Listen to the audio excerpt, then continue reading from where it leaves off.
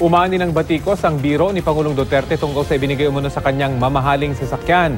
Hindi man daw ito tinanggap ng Pangulo, hindi raw birong usapin ang graft and corruption ayon sa isang mambabatas. Narito ang aking report.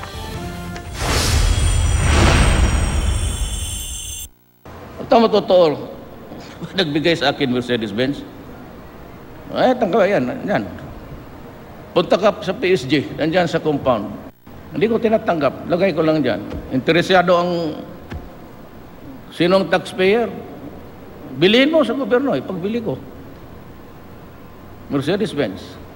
Ang kwento na yan ni Pangulong Rodrigo Duterte sa anibersaryo ng partido niyang PDP laban noong linggo tungkol sa mamahaling sasakyan na hindi raw niya tinanggap. Inulit niya sa media briefing sa Malacanang. Ayaw pangalanan ng Pangulo kung sino ang nagbigay. Huwag ka na magtanong sa girlfriend ko. May mayaman ako na girlfriend noon. Will you allow us to get the footage of the Mercedes? No. Okay. I am sure they will. Wala mo rin dito actually. It's in a private garage. Okay. Yan lang. Ilagay mo lang.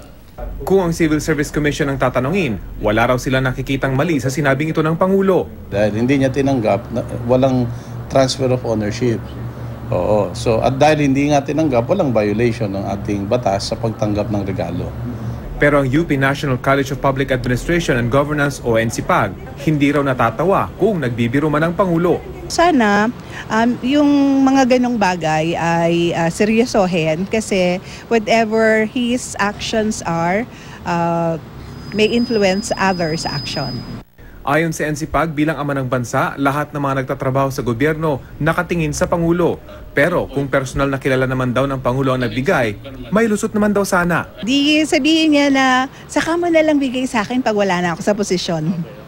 Oo, diba? So merong paraan? Meron namang paraan pero sana while in office, iwasan. Ilang mamabatas din pumuna sa kwento ng Pangulo tungkol sa mamahaling kotse. Seryosong usapin umano ang graft and corruption. Dapat ipaliwanag ng maayos yan. Lahat ng mga issues natin nagiging joke na lang at di natin alam kung seryoso ba o hindi.